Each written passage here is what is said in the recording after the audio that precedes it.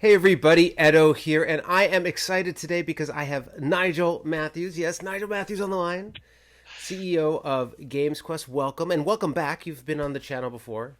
Certainly have. Great, and thanks for having me back. Always a pleasure. Never a chore, Ed. Never sure.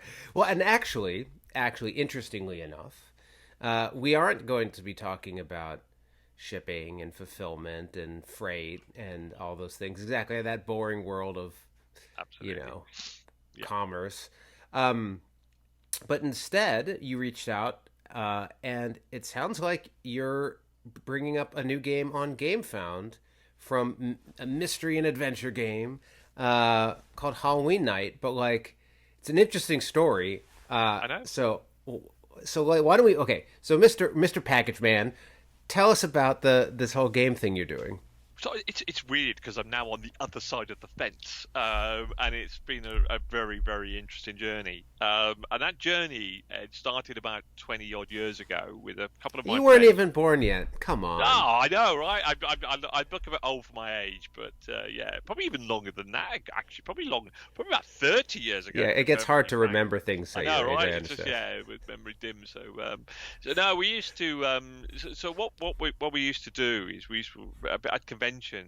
We watch things like Vampire Masquerade and like what they call free format role playing, and then we went like we could do something better than that. It's like why would we not write a murder mystery kind of game, but on a free format kind of role playing? And we did And, that, and, and it and just for folks yeah. watching, when you say free format, you mean not like Dungeons and Dragons dice No, rolling, but more active in a setting, walking around, talking. absolutely, yeah. Networking, interacting with people, and anything can happen. So yeah, so we wrote a whole bunch of these, and we used to run our own games convention, and we used to always run one every single year. So we ended up writing, quite a few, and actually at one point we even had a company, and there was a great name of a company called Near Death Experience Limited, and where we would run corporate events using this as well. And anyway, we And all terrify ended up. people. I know, right? It was great. And we ran for some like people for the BP and quite a few companies that would want to challenge their staff and get them, talking and communicating. And anyway, we went our separate ways. Went our separate ways, and nothing really ever kind of came of it. But we'd written quite a few scenarios, and then obviously with my experience over the last few years, and seeing how role play in an RPG kind of comes, and things like Blood on the Clock Tower and murder mystery events that kind of Sure. went, okay, that's interesting. And the more and more I thought about it, and I went, if we could box what we used to run, because we can run it from between 12 and 26 players almost. If we could box that and have an experience in a box that is so different from everything else that's in this murder mystery kind of space, and do something a little bit different, and that people can take out the box and run their own event, okay, and have an absolute blast with it, and everything in the box, all the characters, how to run it, all of that sort of stuff is in there. And the more and more and more and more I thought about it, particularly with the growth of RPG and how powerful RPG is in that crowdfunding space, and there's nothing really like this right now, that you can get in a box and kind of run. Traditionally, murder mystery games, and even the great experience you get with Blood in the Clock Tower is very scripted. It's all scripted. The result is always kind of the same, and you have a character and you read a script and you got to work out what you want to do. Well, can we bring something a different experience and a different form of entertainment that is good? And that's how it's all really. So I got in touch with Neil and Richard and went like, and I pitched it to them, and they knew, one's a maths teacher and the other one's a politician, knew nothing about crowdfunding at all. What is this? What were you talking about, Nige? Because I said, do you used to have all of this information? And they went, yeah. And I said, well, and I pitched it to them, and they went, well, okay, let us see where it goes. Yes, we're interested. We'd love to get our content out there, and that's kind of how it really kind of started to where we're at the minute. So. Well, and so let me so to back you up for a quick second, in terms of like sort of this experience from the box, because some of the other games you mentioned, you're right, they're fairly, I mean, they're dynamic, but they're scripted oriented things, and the way you describe these types of events, I assume are more the showrunners, you three or whoever was managing is capturing a lot of that, running the room and doing whatever's sort of helping things out. How, when you're sort of compiling all these materials, the characters, the kind of like what you get in the box, how, like, is it really oriented on people who are very comfortable? Sort of, is it for the DMs, or do you think anyone can pick it up and play it? Like, what sort of materials do you have to help people sort of, because you're like throwing a party or like doing it at a convention? How do you expect that to work with people who've never done that before?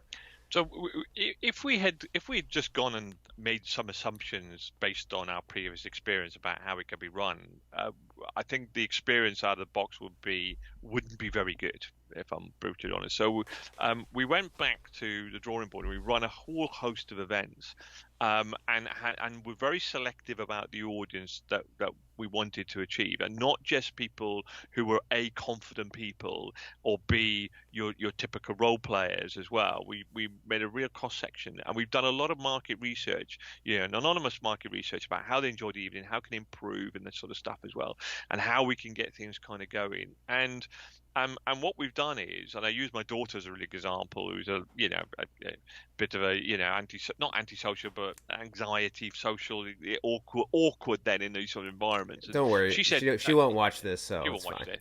And she give it a go, and she's 18, and she was incredibly nervous, and she ended up having an absolute blast. So we know that whether you are an experienced RPG or you are, we've designed it in such a way that there are plots within plots within plots within plots here, and not all of them. There's two words here that stick out: murder and mystery. Yes, the evening is centered around a murder, but the plots aren't just about the murder.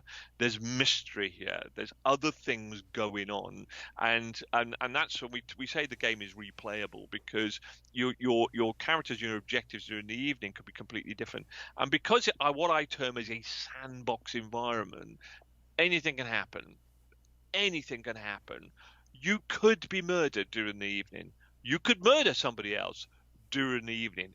Anything is possible. So the end result of the evening is actually completely down to the actions of all of the characters during that evening, of which which will vary from person to person and from event to event. And it's really interesting because, like, we without giving too much away, somebody got killed, and it was the right person that got killed. In another event, somebody completely, like, they got the total end of the stick, and somebody else died towards the end of the evening. And out of the three particular events we've run over the last few months, only one time have they actually worked out who the murderer was. So it's different every time you play it. Sure. And what we did was, with that market research, to finally answer that question, one of the big things that we learned from inviting those sorts of people to partake in an event was, one of the things that came back was called an icebreaker. So what they found was, initially, well, who do I go and talk to? So in every character sheet, you have a background about who you are, what you're there. You have objectives then to achieve during the evening, and you have an icebreaker. Who should you be talking to first? That guy to get you kind of going. Because what we found is once they get going, there is no stopping No, I them mean, from just having done lots of different events, not of this type, but just in general, that initial spark or absolutely. engagement to get people talking, I think it's a nice idea. In terms of time, you said 12 to 20 or 12 to 24 people, but like, when you think of the proper execution of this, I mean, presumably it's more than 30 minutes. I mean, is it like a couple hours? Is it a whole Yeah. like, what is it typically? It's a 3 hour event, typically, and 2.5 hours of actually running the event, and then a half an hour wash up. Part of the best bit of the entertainment is the wash up at the evening, with everybody saying what they had to go and do, because the moans and the groans when things get revealed, Oh, and people I go see. like, "Oh, why did I talk to you? You're joking!" No, it's fantastic. So And so I mean, if if I had been to one of these events that you ran, or worked for BP or any of these things, would like, how it sounds like you did refresh the the material in order to think of it as a box product and all these other bits, but like, are these like three, like, would any of these be things I remembered if I'd ever gone to one of these parties, or how close, how faithful is it to the source material you guys created 20 years ago versus just all new? Oh, it's pretty close. It's been rewritten, updated to be a little bit more politically correct, and we're just running for mates and that sort of friends, and updated. And it's really interesting. One of our friends has now played the game 5 times, and yes, he kind of knows it, but every time and we asked his honest opinion, and he said it's a different experience every time because my objectives. He says sometimes I forget who the hell people are but sometimes his objectives have been different every time, and he has a different perspective every time he runs a different character, and he works within that circle, which then bands out to everybody else. And he's one of the ones that hilariously spread on one of the ones we're doing, which is a Roman one, started off a completely fictitious rumor, which is something like about a Fountain of Youth thing, and which everybody was after, and we were going like, we never wrote this, but he spun a yarn and everybody believed it. So it can be different every time, and we run two events within 3 months of each other, and both times we invited people back with a different character just to once again sanity check that replayability factor, and again they had a different experience and had forgotten. And interestingly, on this one, what we've done is that there can be different murderers. So so as a DM, you can change it who the murderer actually is and the way that it's written. Got it. And so, okay, and so shifting from the actual gameplay experience a little bit, I mean, obviously, I seem to recall. Have you taken a product through manufacturing before, or will this No, be this is your total first well, time I being? have. I sort of Wasn't have. there I was that a cat? silent partner.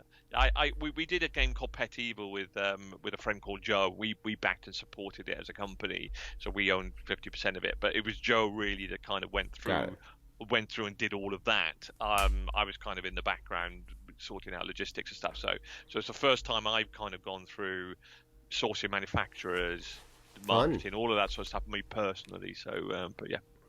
It'll be interesting to see how this changes your GamesQuest business on the other side. You'll It's give me a actually. call and be like, "Ed, I never knew." Oh, right, I know, and it's really interesting because I believe in value add, and I talked to maybe 5 or 6 manufacturers, and only one of them reached out to have a face-to-face meeting with me, and only one of them came up with a suggestion of a glow-in-the-dark box because it's Halloween. I was so excited.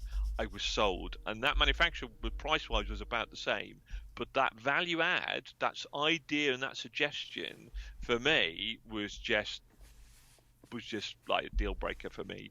So it's very interesting to be on that other side of the fence, and to see how people, or some of the ones I recommend, who I would initially have gone to first of all, were quite disappointing. And other people were brilliant, and other people were just were expected. So that whole process has been fascinating. And what it allows me to do, going linking the two together, is I tend to mentor and tell people what they should go and do, and I'm practicing what I'm preaching almost. But I think I can help people a little bit more and add some more value potentially, provided I'm successful. Fingers crossed. There's no guarantees, is it? But Sure. I can help people a little bit more with their business and the process they have to go through. So Yeah, well, it'll be interesting. I think what you might find is that, there's always whatever the crowdfunding does, but then once it gets into the marketplace, right, you have a product that's event driven, right, and event driven in a way that has a large volume of people playing. So you might find that some folks who I know who have done convention based things or event based things, they have games that sort of pick up and grow as people get to play it, right? And as those events happen, they get to play it and enjoy it. Then they say, "Oh, I like that experience. I'd be interested in wanting one of these," and then it goes from there. Um, correct. so I think it'll certainly be interesting. And yeah, I think in terms of the value add stuff, it goes a long way. I mean, I think FaceTime and communicating and building partnerships is pretty important. You find yourself working with somebody for a decade, and I think it goes a long way, for sure. And it's interesting. We've for almost as long. Let me think. Basically, as long as we've been working with as in Pencil First Games has been working with GamesQuest. Um, we've also been printing with Watts Games, and that's like almost 20 things, 30 things. And we get solicitations and ads all the time from other like offers and stuff like that, or bids. But when you have a good relationship or rapport, it allows you to make faster decisions and get the type of help. But so, I mean, I think it really does go a long way. So we talked about how you came up with the idea, or from 20 years ago, and then repackaging, and so presumably, all right, why did you choose Gamefound over Kickstarter? Do you know what? It's a really good question, and I don't know if I'm being brutally honest, because I know you said I would go Kickstarter. I thought somebody did anyway, and it was a tough decision because there are a couple of major reasons why. Is that with Kickstarter, in my opinion, that you have to take the crowd to crowdfunding. You have to. You have no choice, and their pre-launch page is pretty poor. Let's be brutally honest Sure. about it. A paragraph and an image. Notify me. That's it. Well, what can I find out about that one? So their organic pre-launch activity is zero, and I think Kickstarter need to change that. Now you compare that to GameFound, and their pre-launch page is much more embroidered. You can offer a free gift, that if they follow and then back it, they get the gift or discount or whatever, to do that. So what I was looking at and talking and seeing with my other publishers, if the demographic is right, you can get a lot more pre-launch followers organically through crowdfunding, which will augment obviously your pre-launch marketing, and hopefully the two together.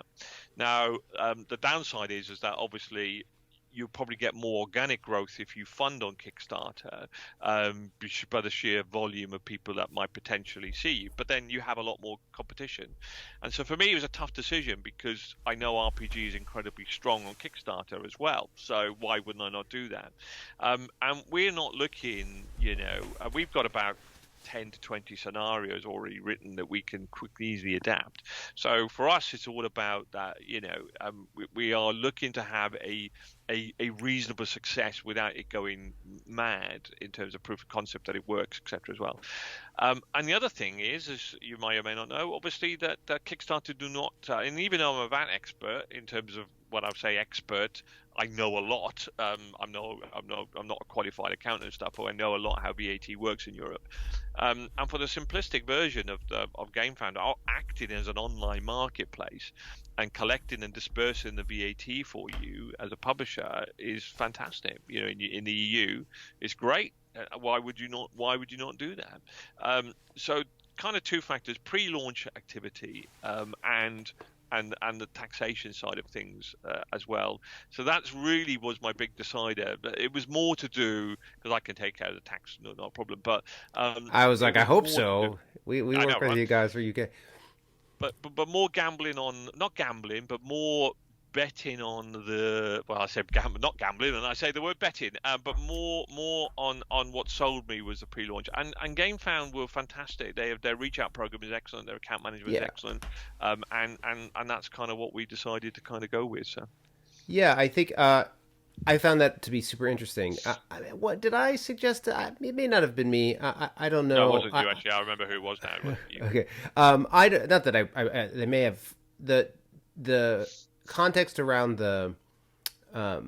So certainly, without a doubt, the relationship you can have with GameFound versus Kickstarter's almost by like definition, we don't talk to anybody, and so you don't have any of that value add that you're so fond of. Correct. So like it would be dead in Exactly. the water. Right. But actually the pre-launch, the organic pre-launch, I think is a really good call out. You're right that Kickstarter super limit. I mean, there's ways to get around it, but it's not as robust as what GameFound has. And but one thing you didn't mention that I when I think of it is there's still some sort of genre and audience matches on it, and I don't think I think GameFound does also have probably good RPG, but like one thing I know it doesn't have a really big scene on is casual, pretty.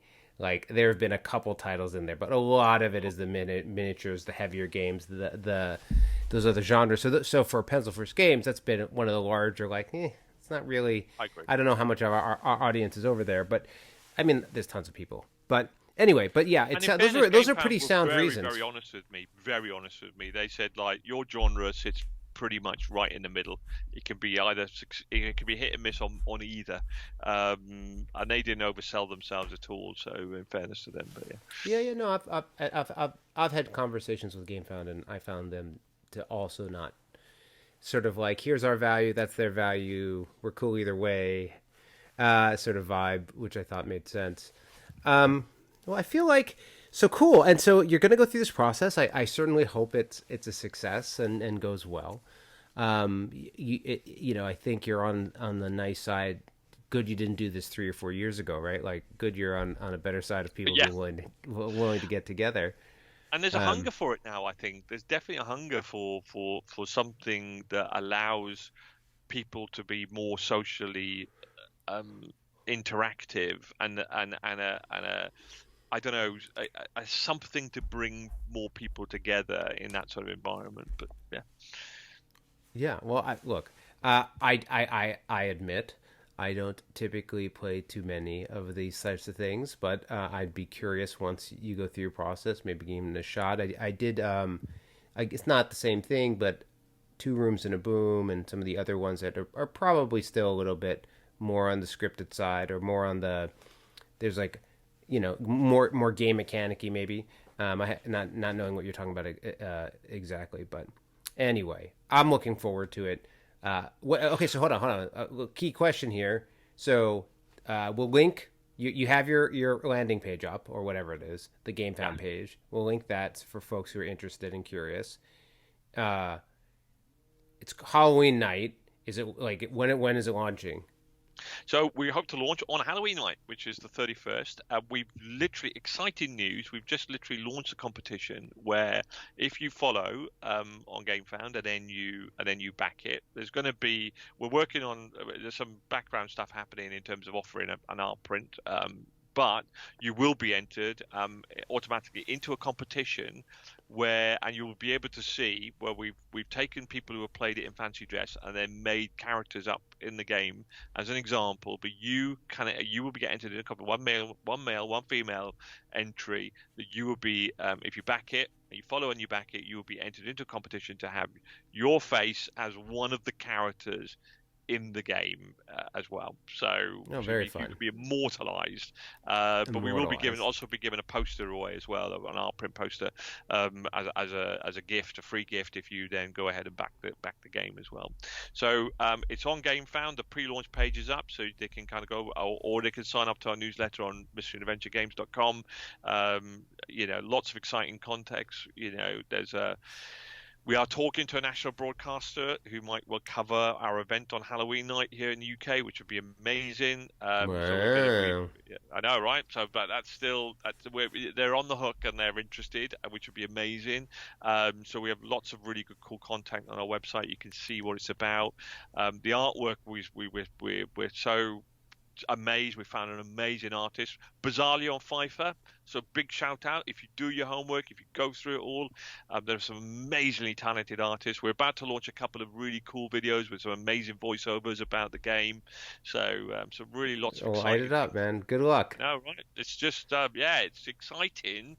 Nervous as hell. I can imagine. I know how you guys feel being on that other side of the fence and trying. You want to run before you can walk, and you just want to get there, and you've got to kind of do the right things really. And so it all depends. We've got 100 and we're upwards now into the hundreds of followers and growing. But if we don't get enough followers on launch day, then we may well postpone it. But our aim is that we are going to launch on the 31st, which is Halloween night. We're going to run an event at our board game cafe in Portsmouth. Yeah, it's So gonna.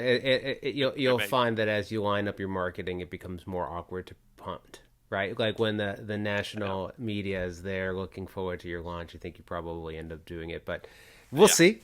Uh, yeah. and anyway, thanks so much for being on. It's always a Oh, my pleasure pleasure. And thank you for talking having with you. me. Yeah, And and talking not about it just because it's not a about board game. shipping So this is a costs. bit of an unusual one for you, isn't it? It's not a Yeah, board yeah. game. So, but there we go. Well, So role playing game, board game, it's the yeah, same space, yeah. sort of. All right. Anyway, talk to you later. Hey everybody, Edo here, and thanks for watching Gaming with Edo. Reviews over here on this playlist, League and Insider videos over here on this one. Subscribe, share, all that good stuff. But most importantly, play some great games. Thanks.